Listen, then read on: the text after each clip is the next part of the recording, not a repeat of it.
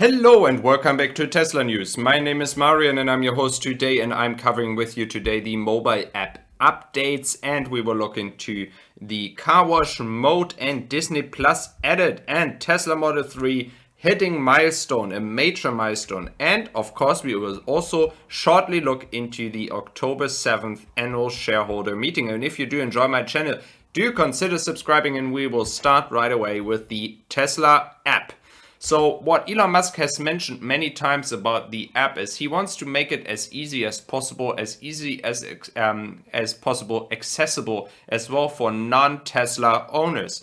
And the key to do that here is to make it possible that a non-Tesla owner is downloading the app, is driving with his non-Tesla to a supercharging station, just types in the supercharger where it is, and is starting to charge. That is the way how it's supposed to work.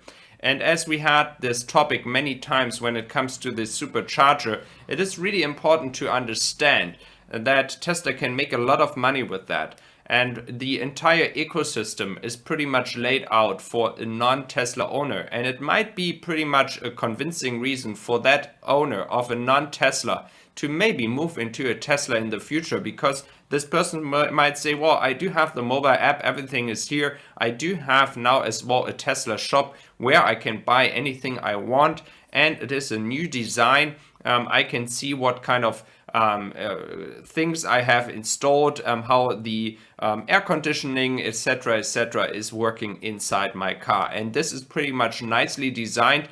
I have a nice overview, and this is, as well a reason for a non-Tesla owner to think about buying a Tesla in the future when you have this great design and ecosystem provided by Tesla.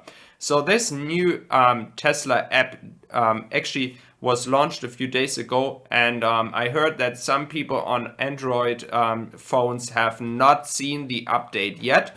So we have to see. Please share your experience if you have seen it already in your phone.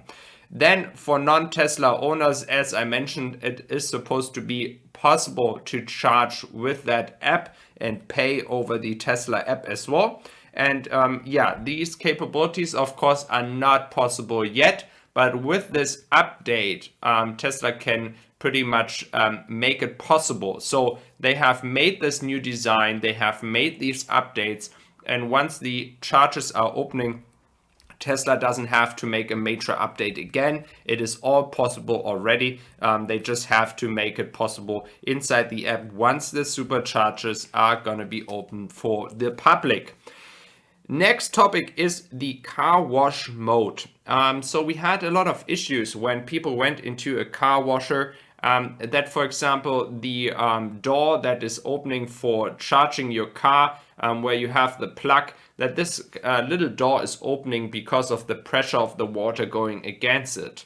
Because the door really thinks it's like a person with a hand pushing against it, and then it's opening. And when you have like a lot of pressure from water going against it, it was in the past that many people experienced that it is opening, and that is really hurting the car here. Furthermore as well, the trunk was opening sometimes. And so with the car wash mode now, Tesla is entering again a new mode, making it possible to stay safe here and not getting anything broken. This is pretty much a nice addition to many modes that Tesla has added over the years. One of the most famous one is the dog mode, which allows to have your dog or your cat or whatever animal you have inside your car in a summer day without having them getting a heat issue because you have the air condition going automatically on. So next topic with you today is the milestone we have with the Tesla Model 3. So the Tesla Model 3 reached 1 million sold cars, and this is a pretty big milestone if we think how hard it was to ramp up production at the beginning of this new car. But the more interesting thing about this milestone is how fast the Model Y is catching up. The Model Y is currently at around 200,000 to 300,000 cars produced and on the streets. But as we all know, and you know that as well because you're following Tesla, we do know that in Shanghai, the Model Y is taking over. Furthermore, Austin and Grünheide are very, very close to start production with the Model Y. So it is just a question of time till Tesla Model Ys will reach the 1 million mark as well.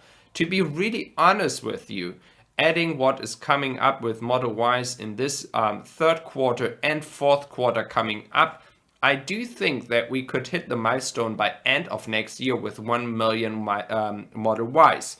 So this would make a lot of sense because we do know that the priority is now at the Model Y and not the Model 3. Even though the Model 3 is still selling pretty well, and it's not the big decline that we have expected once the Model Y was actually launched. And that is a big success for Tesla, that they were actually able to keep the sales up and keep the customers buying Model 3s despite this great product of a Model Y coming. So, but I do expect that the Model Y sales will be bigger next year, definitely, than the Model 3, and that will make Tesla even more profit.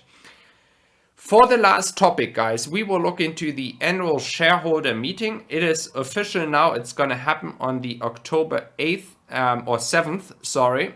And this annual shareholding meeting might not have main topics that are so important to look at. There's certain things that people can vote for, but we don't have any major issues that must make us afraid of any big scandal or anything. So there's no sign that the shareholders have anything on their heart that is so big that it can come to conflicts at that meeting.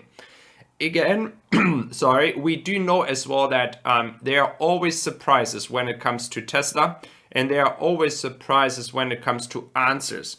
And so it could always be the case that we see some answers from Elon Musk or a person taking care of the matter, that some answers will be coming up that have not been public yet.